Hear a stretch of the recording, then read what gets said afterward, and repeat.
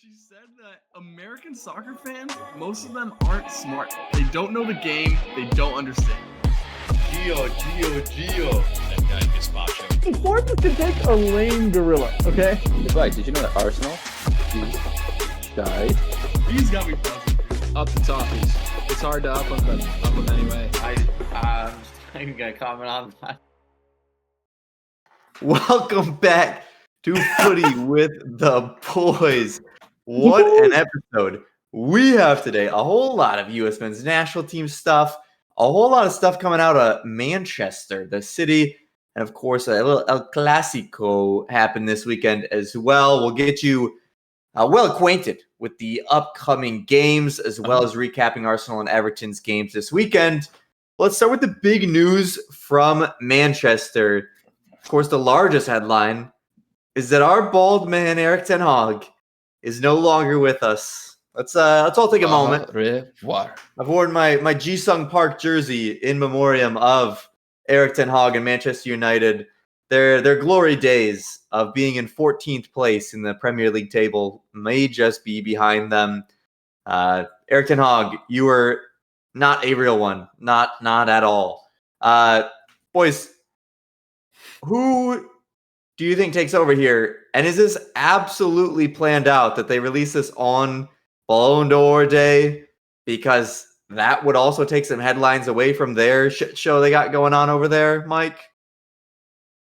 I think it just happened because they were so bad against West Ham. You can't tie West Ham, a winless team. Actually lose, excuse me, the penalty. Lose, yeah. That was the nail in the coffin. It seems like it's been a long time coming. I don't think they were really trying to mask it with the other headlines. It was big news. I mean, Fabrizio put it out at the 11th hour this morning. I mean, that was the first thing I woke up to. But it's Ten Hag gone. I was like, holy shit, is this a fever dream? As far as replacements, a couple of names touted. Ruben Amorim from Sporting. People are talking about Southgate. Seems kind of like a reach. And Nagelsmann, who still got the Germany job. Also seems like a reach and a half. It does seem like it. It's still a big job, even though Man U doesn't have the pedigree that maybe it once did. I wouldn't be surprised if they ride with Ruud for a little bit, though. He is the interim coach. And you know how they feel about former players. They like to give him a chance. Well, yeah, Nick, that does bring up the point is there aren't a lot of free agents on the market right now. Tuchel just went to England. That may have been a choice for them. I mean, who else would you really see? Or do you think this is Manchester United saying we're riding with the interim until the end of the season and then see where it goes from there? I think it'd be borderline malpractice to just hire a guy like this week. Like, that's insane. You get the interim, at least like get some semblance of a search going. I know this Ruben Amorim guy that Mike mentioned, the Sporting guy. There seems to be a lot of hype around him. I think online that's like who Man U fans want. They're saying they might negotiate a fee. I'm sorry, but that would feel like they're just getting him because there's hype around him and they're not actually meeting with him or doing their work. So Van Nistelrooy is the guy for now. See what happens. Mike tossed in our group chat that he'll get the job once he performs decently well, which would also be very funny. Past mistakes repeating itself. But overall, I think, I mean, it's definitely the right call. Ten Hag was atrocious. Like, it was horrible.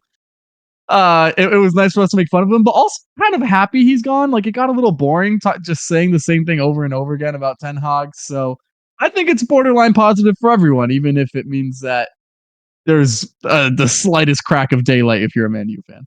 Tell you what, he's got one hell of a 2 trophies. jawline. 2 trophies. Look at More than Arteta, better coach. Win 2 trophies. That's the one I'm hearing. That's the one going around social media. Word Gotta on piss the off street. those Arsenal fans when you can. Word on the street. We're on the street. And yes, Palmer, you are correct. That is a jawline with a nice, well-groomed beard there for Nistelrooy. So that must mean success. The hair was the problem for Erik Ten Hag. It must be said. We can't look beyond that red flag there. This is obviously an immediately better manager based off of just follicles in the head there. Other news out of Manchester, boys. was Rodri. One Ballon d'Or, not Vinicius Jr., and we found out by that Italian man once again ruining any bit of surprise or drama in the footballing world by a tweet saying that Vinicius and Jude Bellingham were not traveling to the ceremony because they were not winning.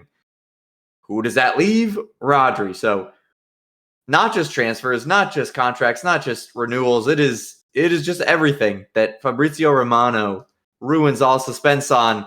Because I do think most of us did think that it was Vinny's, that he was going to win it.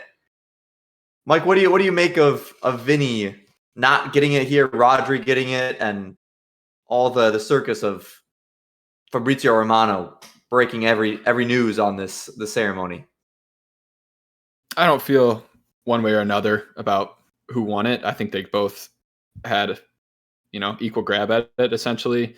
I thought it kind of sucked how it played out this morning, that no representatives of Madrid showed up. I mean, it's kind of losing luster. It's always been a little bit of a shitty award with how much of a popularity contest it is. But like the last 4 or 5 years, ever since Lewandowski didn't win the one he should have because of COVID or whatever, it's just continuously going downhill. And yeah, I mean, I don't know. People seem pissed that Vinny didn't win it. I think Rodri deserved it. Whatever. Yeah. Like, do you think it's just the standard though of Messi and Ronaldo? They were so absurd that now when you were handing it out, it feels like, oh well, this player sucks compared to Messi and Ronaldo. It doesn't have the same luster, but I mean, it is still, Rodri's an insane player. He's just, I mean, nobody's really going to be Ronaldo or Messi. Yeah, I think that's part of it. It's definitely lost its luster. I don't love the whole just because you don't win it, you don't show up thing. Like, he still finished second, didn't he? Like, I don't love that. He could have gone there, shown face. I think like him not going shows that he feels robbed, which I advocated for Rodri. The betting favorite was Vinny. Rob feels strong, but it's a little bit of I don't know. I don't like that mentality. I think that mentality is what gets you smacked 4-0 at home to your main rivals. So we'll leave it there. And we would not leave it there. Mid-game. We'll talk about the El Clasico. We will. He talked to Barca players during the game and said, doesn't matter. The scoreline doesn't matter. I'm getting the Ballon d'Or this weekend or this Monday. And yikes, dude. Yeah. Bite you in the ass. Don't love the guy. Fucking jinxed I think I'd be surprised if he's ever in the top 2 again, to be honest with you. I think he's a great player, but come on. Surprised if he's ever in it. Sailed. Oh, yeah. He's I think other guys are.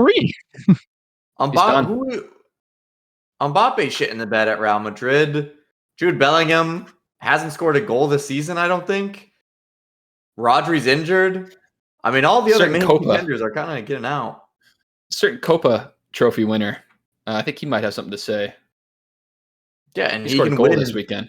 You said Vinicius won't get top 2. You still don't think he can get second at all?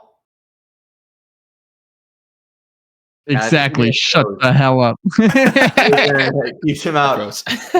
Yeah, exactly. Betting didn't say anything bad. Silence says everything, bro. Mbappe lived offsides in the El Clasico game. And Lamine Yamal, like Mike said, the Copa winner of the best young player in the world, also got, I believe, 7th or 9th, one of those numbers on Ballon d'Or. Gets a goal in this one after Lewandowski started it off for them, and Rafinha gets another goal in his kid has amazing braces, bro. season. He has custom braces with the Barcelona colors that he was showing off after his goal. Nice. Calma. They did the Rudiger dance. They were doing a whole lot of taunting in their celebrations. Yeah, they were cooking. They were cooking there. They cooked the shit out of Real Madrid. This Real Madrid team that, for all things on paper, once again, as U.S. soccer fans, we would love to have things a lot played on paper at times. Real Madrid on paper are absurd. They're playing up against a La Masia youth squad, basically, and get absolutely rocked here. So tough looks for Giancarlo and his little Messiah. Masia. But okay. Whatever. You pronounced Barca as Barca for half your life, Mike. I don't need to hear it from you on pronunciations around We Barcelona. live, we learn. We all live, we all learn. It's all learning here. Speaking of learning, Nick, Arsenal maybe need to do some learning on holding their leads against other title contenders because this weekend shut the hell up. What are you talking about, Facts, brother? bro. Facts. Jesus Arsenal Christ. drew 2-2 against Liverpool, allowing a late goal to Salah. Van Dijk and Salah, just who you would expect to come up big for Liverpool. 2-2 draw. Arsenal should have really came away with 3 points, in my opinion. Also could say the same exact thing about their game against Manchester City. So I think that's kind of where some of the headlines on here is that it is 4 points kind of gone, but still a draw against a title contender here. Nick, is that okay for you? What did you see from Arsenal? What do you make of the draw and the season moving forward from this? That honestly little comment pissed me off so much that I'm completely changing my tune on everything I was gonna say. A back four of 17-year-old Miles Lewis-Skelly, who I like, but still, of Kivior and Ben White, who hasn't played center back in 2 years, and who was that right back dude? Thomas Partey, 32 years old, that plays right back twice. Like, I am very proud of the performance by the boys. I think we were the better team the whole time. If this happened at Liverpool, like the exact reverse. If Arsenal were in the exact same case, everyone would be so pissed at Arsenal that saying that how could they not get 3 points? Look at the absences from the squad, all of this crap. And instead it's happening to Arsenal and people pile on. Whatever. You said if it happened at Liverpool. Whatever. No, dumbass. I said if the tables were flipped. If Liverpool were missing all these players and they were at home, the exact opposite would be saying about Arsenal. Do you agree with that? I don't know. Liverpool is in the better position in the table. So Arsenal needed points more and had a lead late. I think it is let it slip there at the end, letting a late goal in. You have a lead against this team. I think they did absolutely everything they possibly could have with what they had out there. Saka came back, was the best player on the pitch, could only give him 60. Gabriel gets injured. Saliba's out. Our right back is Thomas Partey. Jurrien Timber comes back from injury, can only give them 60. Like, everyone was scrapping. Kai Havertz had a beautiful game. Trossard had a really good first half. Everyone was scrapping their mind off, got a lead in an impressive way. One really class moment from Trent Alexander-Arnold and Mo Salah, and then one boneheaded mistake in the first half on that corner, and you have a 2-2 game. But Arsenal were by far the better team. Yes, it's an opportunity slipped up. You know what? We're 5 points off the table with everything that has gone wrong this season so far. I don't feel that bad. I don't think Man City looks that great. They're winning 1-0 to Southampton. They're missing their best player. I don't feel horrible. Titles aren't won in October. Titles are won in May. And I think this team is coming. I think the performances that we put in has shown a lot about them. It sucks. Don't get me wrong. It's at home, even with all the people missing. You want to win that game. I get people who are upset saying that we should have won it. But if you watch that game, Arsenal gave their absolute everything. Every single player on that pitch. No one's making any excuses within that club for the injuries. The guys making excuses are people like me on the internet who are pointing out the reality of the context. And so why I'm proud are you of the making boys. excuses, though? It's still 2 points dropped when you had a lead late. This is now, you gave up a late goal against Manchester City that dropped 2 points, obviously down 10 men, but it's a last-second goal. There's 2 late goals against 2 gigantic opponents where those are big point switches. That's 2 points away from you and 2 points or another point not taken away from the other teams here in the title race. You're down 5 points. I understand injuries. I understand context. But context doesn't matter at the end of the season. Nobody cares about context. It cares about the points on the board. I care about context. So shut the fuck up. What do you mean, Noah? You can't just decide that for everyone? This shit is important, bro. You're not we are scrapping. You're not saying, hey, we are scrapping our minds out. Giving you a trophy. What fucking side of the bed did you wake up on this morning? God damn, brother. Oh my goodness. Arsenal want to be champions. They want to be scrappy and have a good context given season. You need to be a Arsenal champion. battled their ass off. They did the best that they could, in my opinion, with everything they had out there. Context does matter. And you know what? We're still going to fucking win the league. So hold that, dumbass. Okay, we'll see. Mike, what do you make of this game? Fucking idiot. You Oh my agree more God. on Nick's side that 5 points down doesn't matter because of context of injuries and what's gone on in their season? Or are Yeah, you put more on words in my side? mouth. Fucking idiot. God. You just said It does context matter. matters. I'm saying if you want to win a title, if you are a serious title contender, you can't say, hey, it was a scrappy performance. We got what we could. You need to close out games regardless of the situation. De Bruyne was out last season for Man City. Rodri out. They don't make excuses. They win the games. Oh my That's God. what I was such an going to idiot. bring up. I mean, if you're going to be a title challenger, if you're going to want to win a title, sometimes you're going to have to go through situations where the cards aren't in your favor. Yeah, they have some big injuries, 2 starters at least, some huge rotational pieces out. That's going to happen some point during the season. Man City had that last year. Haaland was out a huge stretch. Kevin De Bruyne was out for most of the season. Rodri had a big spell on the bench or out injured. Maybe they have more rotation, more investment, whatever. Arsenal has plenty Why of do they that. have more rotation? I wonder. Maybe it's 115 charges. Like what? I'm What not are you saying doing? anything But- about that. But the reality of the you matter doing? is you have to get results no matter what the circumstances are. They had a chance to get 3 points here. They let it slip late. I thought Arteta didn't do well with his substitutions again. I mean, Oh yeah, my he's strapped, God. but he didn't commit to holding the lead, and he decided to go for it late. I mean, it's poor management from him. The second goal is super sloppy from Arsenal. Yeah, it's slick play from Liverpool, but they get absolutely gutted on the counter there. It is a missed opportunity. Any way you want to put it, any other sort of connotations to it or reasons or excuses, it's a missed opportunity. You're both clowns. Nick, it's 2 points dropped by Arsenal. And a game that they had a lead in the 80th minute. They have had 2 games against these 2 title contenders that they're fighting with. You say you want to be that title contender. You want to be.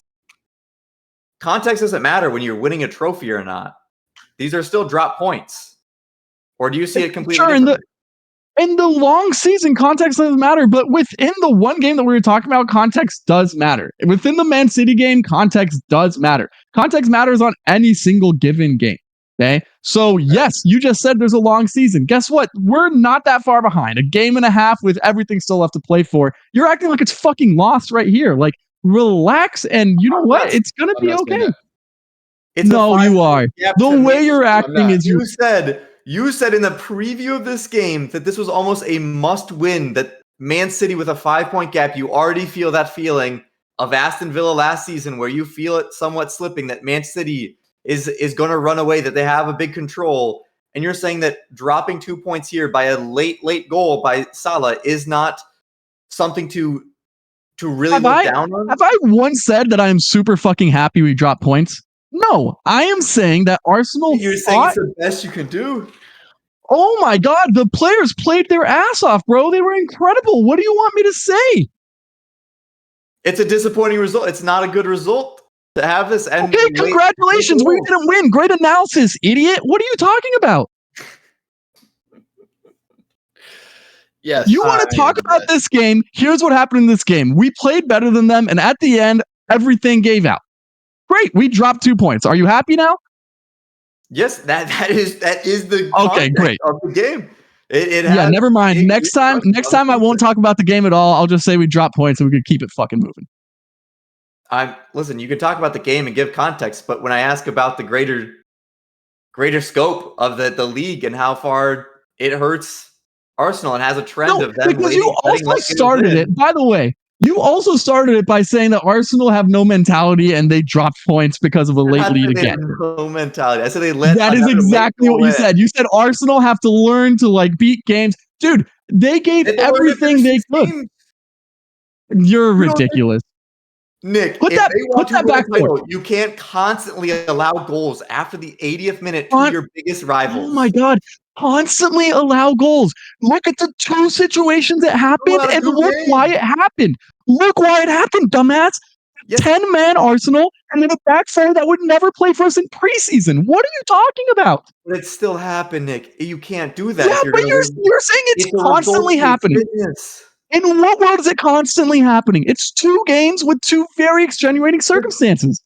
2 out of 2 games. It's both games against these big rivals. Go watch the games and then fucking tell me what it is, all right? Jesus Christ. All right. Mike, we move to Everton, who also got a draw. Our mentality monsters. Oh my over god, there. they drop points. They fucking suck. Oh, get relegated, idiots. God. Everton with a late Such a goal. hater. Maybe Fulham has something to worry about. Maybe it's something in London. They can't hold on to leads, but Beto comes up as a hero for Everton in this one. A 1-1 draw here. Escape and with some points for Everton. Wasn't sure if it was going to come, but certainly was not expecting it to come from Beto, the equalizer. Big game for Everton to just get some points on the board. And we have Southampton next. What are your feelings on the Toffees here in this game and overall, as it seems like this season has maybe stabilized? Not a great game. For sure, definitely not a great game, but hung in, ended up getting a result. There were some great performances. I thought Gana Gay was pretty fantastic. This fucking Man, guy. this- Everyone's sick of listening to him. This Yeah. fucking guy. Oh, excuse me. I am back. All right, you're back. I don't know what you heard last, but None of it. not a I'm sure great you said performance. you're gay. Oh, it just got a gay. Okay. I was giving him credit for his performance. He was fantastic all game, snuffing out a lot of things. I've been critical of him all season, but he was class in this match. Unlucky to not score. Cracked one off the wood. Dominic tapped it away, but was offside by a toe on the rebound. Continues his poor form. Has not really scored at all this season. Didn't really score very much last season. Beto gets into this game, was hungry. You could see he was running the entire time. That's something he always does. You can never knock his work rate. He does have passion, but the quality is usually never there. And this goal was not particularly full of quality, but he was in the right position at the right time, took the header well, was his second opportunity, forced a save earlier, and you could see it meant the world to him. He was full of tears coming off the field at the end, clapping the fans. Cool to see. A player who hasn't had a whole lot of success for us, but came up big in this game, got us a huge point against a side that's quite a bit better than us. Raul Jimenez was giving us problems all game. ESR, former Arsenal dude, was problematic. Reece Nelson was very problematic, was giving Ashley Young absolute hell down the flank, taking on 2-3 guys at a time. They could have scored a few, but we withstood it, held on late, got the equalizer. We'll seal the point. It's huge, and it's big for the momentum going to Southampton next week. Not a good team. Need to see a win there. It was crushing to see Alex Iwobi score. I'll tell you that. Former Everton guy, and the defending was absolutely woeful. He went by 2-3 guys. Young put in an old man challenge, got nowhere near him, and then he just tucked it away. So that was bad to see, but we'll take the point. Yep, take a point. I think Fulham might feel a bit disappointed by letting that in for Everton to kind of let They them should off be. the leash there, giving them a point. But honestly, Fulham do look rather impressive this season. They've made, I think, some good signings to make up for losing somebody like Palhinha in the off season there, and Raul Jimenez is Sucks so much. Sucks so much to see how good Reece Nelson's doing when Sterling's just just a shadow of him for himself, dude. He I've certainly loved looks like Reece a player Nelson. Arsenal could use right now. I've loved Reece Nelson so much.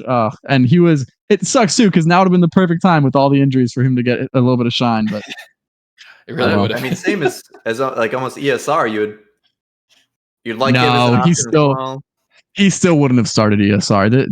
Arteta, when it comes to midfield, is Odegaard or Trust. nothing. Jesus. Yeah, Because Nwaneri's better than ESR, even though ESR is a stud. ESR, he's looking good over there at Fulham. So Fulham get some high hopes for them. Actually, they're about probably where I suspect them to be for the end of the season, right there in the middle of the table. But a fun team to watch nonetheless, and certainly Everton versus Southampton. man, if we lose that game, I feel like there may be some bumps in the road. That'll hurt the momentum that has been building slowly throughout the last couple of games for Everton here. It seems like they've got something figured out. If it doesn't happen for Southampton, it's going to feel a little bit like, yeah, need some points there. Those are certainly the games that if you don't want to be in a relegation scrap and kind of avoid the stress that we've felt for the past 2 seasons, you gotta get the 3 points there. Take advantage of it. Let's go into the featured matchups of the weekend. Manchester United. Well, like we said, Mr. Erik Ten Hag is gone. It's because they lost to West Ham, a West Ham team that we've talked about so many times on this podcast, looked not good, to say the least about them. They've made a lot of good signings. Yeah, and without Kudus, which I said might help out Manchester United. No matter the help, Manchester United were looking not great. Casemiro, an unlikely hero that could have been what saved Erik Ten Hag, slightly got them past it if they drew, but Jared Bowen puts the dagger in the hearts of Manchester United fans with a very late goal. You think he gets fired if it's 1-1? I don't know if he does. I don't think so. That's fine. I think they needed this. I think they needed this final dagger and actually lose a game because they've had so many results like this where it is a draw and it is. If that penalty is what lost him his job, that is crushing because it was an awful call. No idea how that's a bet. I will say, I feel like I had just absolutely zero pulse on this Ten Hag situation. Because if you told me, man, you lost 2-1, I'd be like, no way he gets fired for that. I was actually pretty shocked by the news. It was a bad loss because West Ham has been bad, but I mean, is West Ham more talented than Man U right now? Of their results, this is not the worst. This is certainly not the worst. But that's where it gets into that next game. They're going to be going up against Chelsea. Why not keep Erik Ten Hag around? Because they're going to, Chelsea look good. I think Chelsea's going to batter Manchester United here. It is a Big Six matchup, so maybe it's closer than what it is on paper and what Manchester United have looked versus Chelsea have looked. But keep Erik Ten Hag around for that one, and you'd have all the reason in the world, I'm sure, to switch it around. But also, Nick, how funny would it be if Manchester United come out and beat Chelsea in this game under Ruud van Nistelrooy? Yeah. Honestly, I've been cooling a little bit on Chelsea. They're still getting results, but I watched the game this weekend and didn't love how they looked. So they need to get rid of this Enzo guy. Like he is not good enough to be. He just doesn't fit. He doesn't do anything. So I don't know. I Chelsea's gonna win most likely, but I could have seen Ten Hag scrapping out a 1-1 draw versus Chelsea. So don't have to worry about it anymore. Maybe Man U gets a little interim boost for a big game this weekend. I know that is scary for Chelsea. Is that new manager boost is not something to be messed around with here, Mike? If this game does go how it is expected, Chelsea just batters Manchester United. Does it even matter for Manchester United? Yes, it matters. Obviously, they're going to be in horrible places. They already are, but who do you even complain to? The team's just going to be on an interim manager. Blame. It's just going to be aimless complaining for Manchester United. The ownership's technically changed. Not really. The Glazers are still involved. You just have to be mad at yourself. They haven't changed the squad. The squad's still very mid. The attackers are very mid. They spent a lot of money on a lot of very average players. It's a long-term project, and they've tried to make a lot of quick fixes, and that's never the way to solve problems. If they hire some big-name manager, it's going to be this shit over and over again. They need to have some real structural changes. It's going to take at least a year or two, and they have to be patient through the process. If they keep trying to make these quick stopgap things that they've done the last decade, it's just going to be an endless stream of the same thing we've got since Ferguson left. Jesus Christ. Yeah, I think Manchester United needs something like what Arteta's done at Arsenal, where he's given some time. He's obviously a great manager, but has the investment to bring in some players that actually work. And And But then that would just lead to a weak mentality, and they can't do anything right. So I mean, do they really want Arteta? Fuck you. once again, I'm saying if Arsenal want to win a championship, be able to close out games against odds, you need to come out with wins. Manchester United here would be lucky to be in situations where they could be close to having these type of discussions. Right now, they are below a lot of teams that would love to have anything close to those conversations. Let's talk about a team that is having kind of those big conversations and performing awfully well here is Aston Villa. I do say they're performing very well, but they did drop points against Bournemouth. You can't blame them, though. Tyler Adams was back, and he was part of the build-up in the equalizer here, the very late equalizer. So Tyler Adams undefeated when he's in the squad with Bournemouth. He has a game versus Arsenal and Aston Villa. Pretty impressive, if you ask me. I don't think No America will mentality ever lose shouts for again Villa? if he's healthy. Listen, Aston Villa draw here. They're going to play Tottenham next. Tottenham, not looking great. Not looking great for the Spurs over there. Palace. They lost to Crystal Palace. Ole Glasner's first win of the season for the Crystal Palace boys. What do you see coming out of this one here, Nick? Because Aston Villa have looked pretty good. They've had a lot of players kind of in some great form with people like John Duran and Ollie Watkins in the attack and Ramsey even. I mean, a lot down on there. Tottenham, still, I just don't know if they've found a way to click ever since like that 7th week of last season with Ange. It's just been wobbly. Does Ramsey even start for Villa? I feel like Morgan Rogers is the guy there now. He's a stud at the 10. Yeah, that is who I was trying to say. Yeah, my bad. Yeah. No, it's good.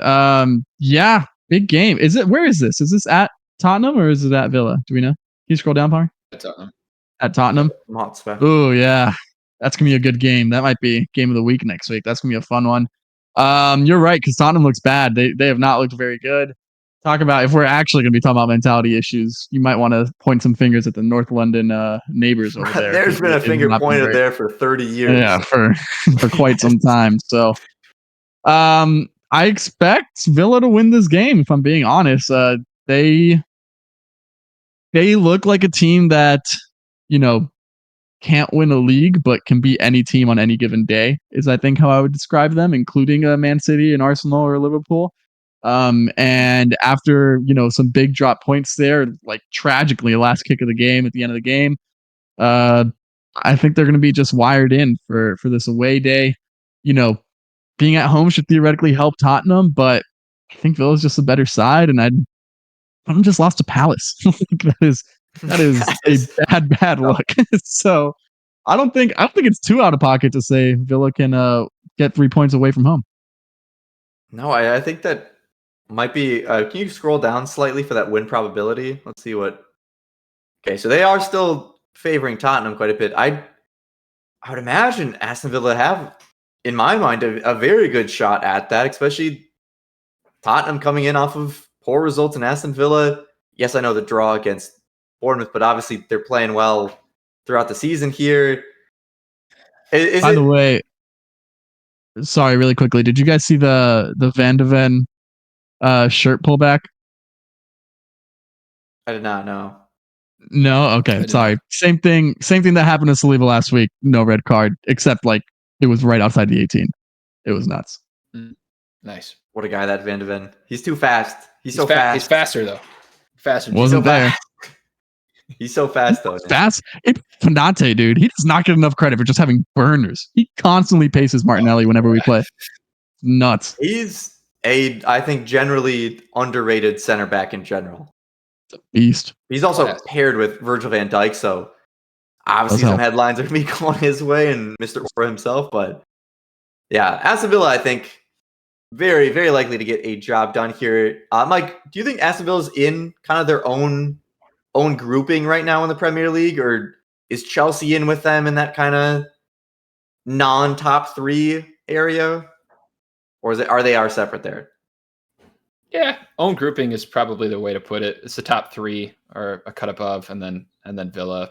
They're Not too far off, though. As Nick said, I think they could beat anybody depending on the day, but they can also drop matches like no other. Like, you got to be outclassing Bournemouth, and they didn't get close to outclassing Bournemouth. I mean, the parity between their Champions League form and then some of their league matches, it's very strange.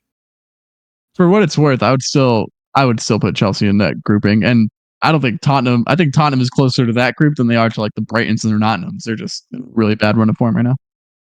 Yeah. No, I think it is a Quality-wise, I think you're right about Tottenham. Yeah.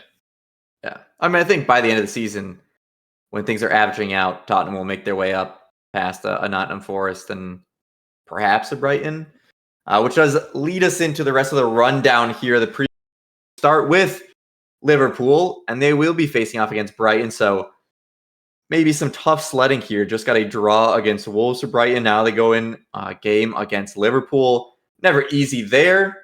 We have Ipswich versus Leicester.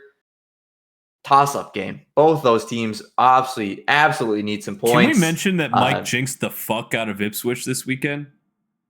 Okay, rough. You guys both.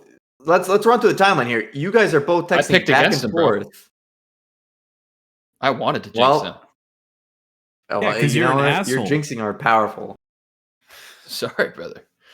Maybe you guys should learn how to defend. Back and forth. Every text you guys sent changed the scoreline of this game, which led it to be such a crazy ending score of like, what, 4-3? Oh, it's funny. 4-3, yeah. So, yeah, absurdity there. Stop texting about games before they are finished if you don't want to change the result. But Ipswich, Leicester, big game for both these teams in terms of any type of hopes on not being in relegation battle. You got to get these points here. Bournemouth going up against City. Tyler Adams' undefeated streak in the Premier League will certainly be put to the test if he can keep Bournemouth undefeated against Aston Villa, against Arsenal, and Manchester City. Class. He may just be the GOAT. I like the cherries. We have Nottingham Forest versus West Ham. Another interesting matchup. We'll see how far Nottingham Forest can keep going with this run of form and how far West Ham go with their run of form, which has been rather negative until last week. Wolves versus negative. Palace. All right. Fulham versus Brentford will be the last one. An entertaining side. But Brentford with Mbemo is second in the Golden Boot. He just constantly scores in those first minutes, and that has led him pretty far here. Boys, what game are you keeping an eye out for here beyond the obvious Newcastle, Everton, Southampton? Fulham Brentford, sexy little watch to me. I like both those teams at the moment. Sexy might be an interesting word for these two teams. Don't love how you said that. That was weird. Oh, it's sexy. I like watching both these teams, and head-to-head seems like goals for sure. I like a number of players on Brentford. You said Mbeumo. Weiss is also class. Sade's all right. There's a few guys I like watching, and then Fulham's got all the dudes as well. Ipswich Leicester too. Sneaky matchup, but some great players to watch there. Shout out Liam Delap. Shout out Harry Clark on Ipswich, who got a own goal, gave up a pen, and got a red card in his first Premier League match this week. Triple crown, that baby. Is a tough debut. I wanted to see what his match rating was because I can't imagine it was positive. Probably had to be a negative match rating after that. Nick? They sent him off because he's a Arsenal Academy graduate. You know that? That's only fair. The conspiracy runs deep. Yeah. I guess this Bournemouth Man City one, maybe Cherries can do something for me. They, two great results at the very least. I think they looked good against Arsenal once Arsenal went down to 10 men, and obviously a big draw here on the weekend with Villa not looking convincing. So maybe they keep it going and we can get a little bit of redemption. Man City 1-0 versus Southampton did not inspire much confidence, let me tell you. Yeah. Listen, Bournemouth are proven to be a tough team to break down, so we'll see what they can do. The Cherries there. I think Liverpool-Brighton will be an interesting matchup to watch with two very interesting styles of football, with Liverpool and their Arne Slot ball and how they've been playing so well, and Fabian Hurstler and Brighton with their own style play. What did you guys think of Liverpool, by the way? I know I went off on Arsenal, but I thought they looked better earlier in the season. I didn't think they played that well. I think they are somewhat working into an actual like kind of adjustments and systems. I think early on it was a lot of people didn't really know exactly what to expect from Liverpool, and I think there are some counterplays to them now that they're having to figure out. But like there wasn't really much creativity. It was just Trent trying to pick out balls for like 90 minutes.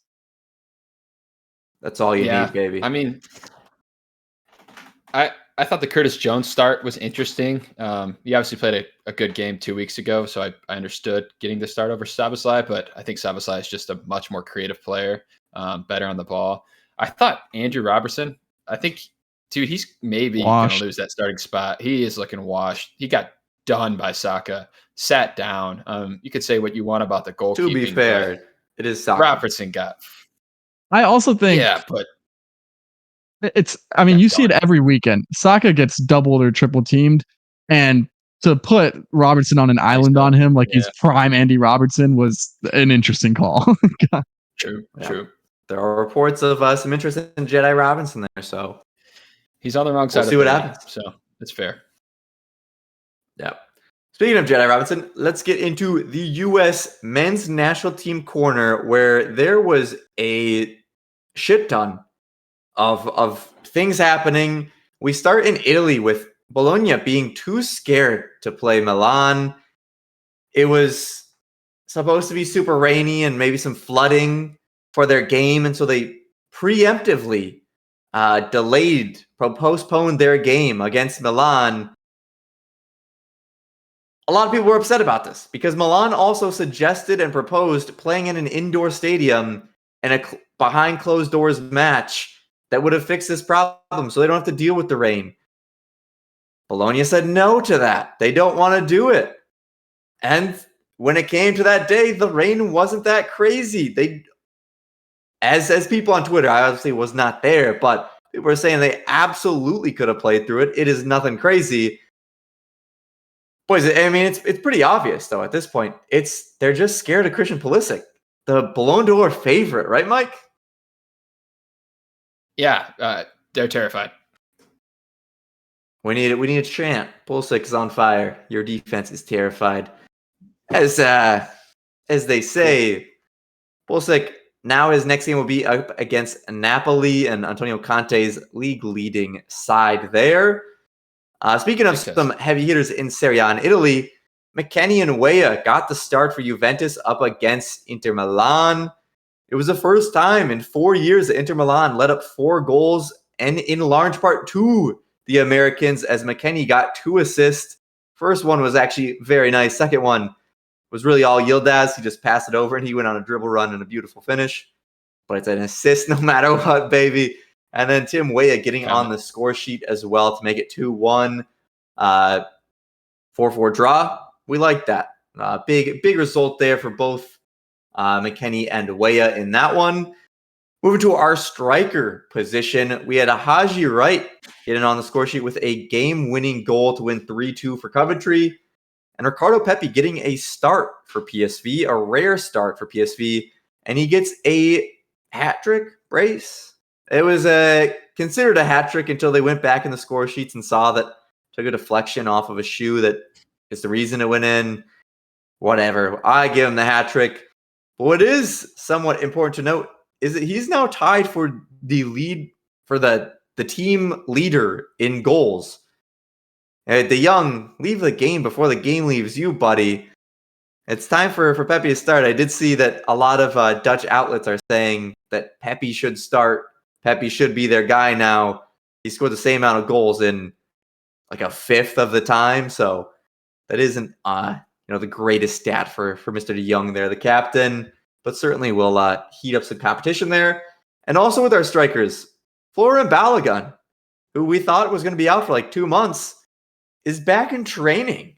Last week he was spotted back in training, and Monaco coach Hutter said that, it seems a lot better. He's back in training, and I think it's going to be a lot earlier of a timetable for his return. So, hell yeah, the strikers are getting back. Josh Sargent has had 1 shot in like the last 4 games. We won't mention him, but everybody else is kind of clicking. Kind of clicking. Nope, I did not mention it. So nobody mentioned that. The midfield. Let's move to the midfield because Tanner Tessman is starting to kind of cook in Lyon. Gets another start. Tyler Adams, as I've mentioned many times, is back from Bournemouth undefeated. What a man he is. Johnny with a masterclass against Aleti.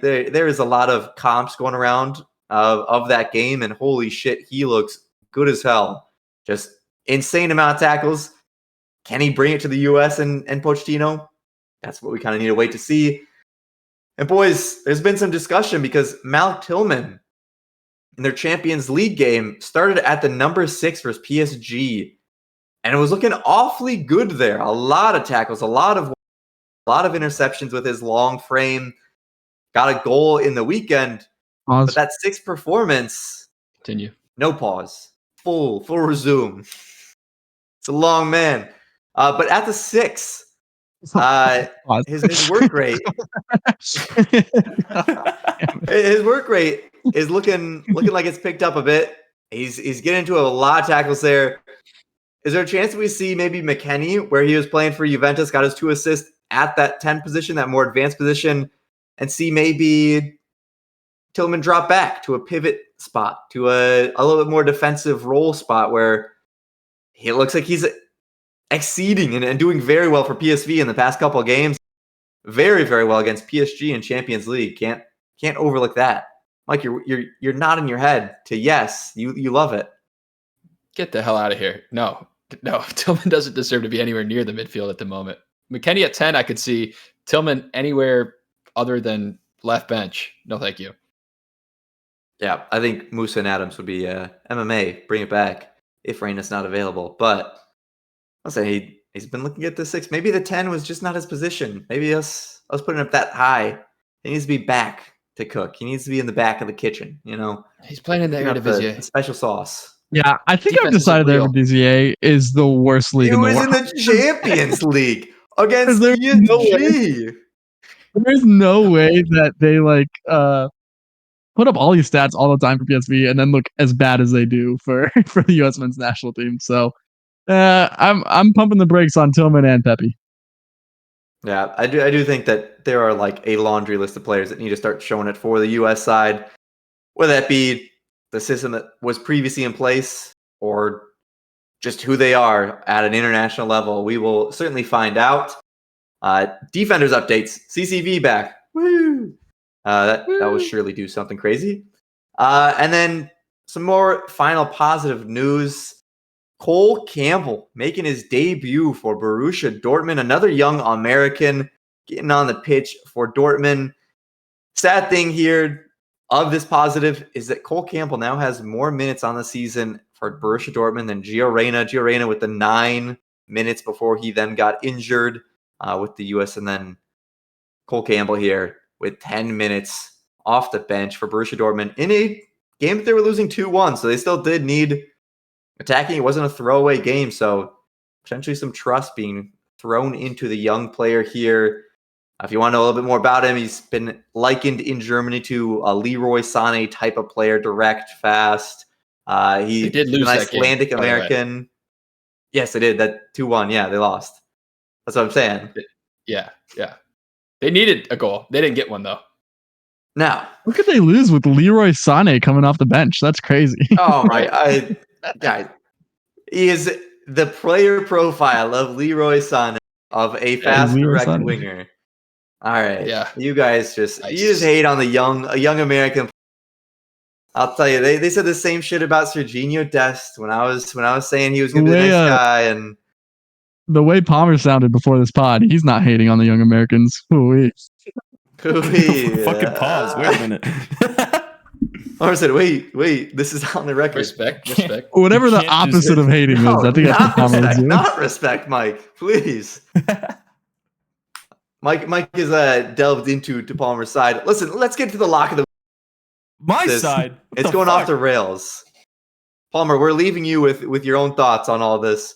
We don't need to get into it on the pod, please. Dangerous. Let's go to the lock of the week. Lock of the week contest here. Let's get an update I will say that we've seen a lot of red ever since Mike posted on our socials how good we are at this Lock of the Week contest. This time, the red comes from me, Bournemouth, with that late equalizer. Ruins the potential for us to all hit Chelsea, beating Newcastle and Brentford. Barely beating. With all the jinxes going on, Ipswich, what a game that was. That's why Mike jinxed it. Another point. Correct. Yeah, I mean, the jinxes were in play. That he was working his magic. Yeah. Mike, what have you gone for your lock this week? Liverpool 3, Brighton 1. Taking care of business. I think Brighton's a solid team, but I don't think they're legit enough to hang with the big boys quite yet. Not a big boy team there yet. Nick, you've chosen some big boy teams here. What is your lock of the Yeah, I would like to clarify a comment from earlier. I've said it multiple times that I've had this Aston Villa feeling after that game of like, we're not going to win this league. To be clear, it's not because of anything we have done. It has been mostly because of the state of refereeing and honestly just stuff going against us, it feels like. So all that is to say, we play at St. James, at Newcastle. I can't imagine it is going to lighten up when it comes to decisions against Arsenal. But I don't care. We persevere. Gunners all the way. 1-0 to the Arsenal over Newcastle. Squeaky 10-man clean. Arsenal with a 1-0 lead. And they'll hold it the way through.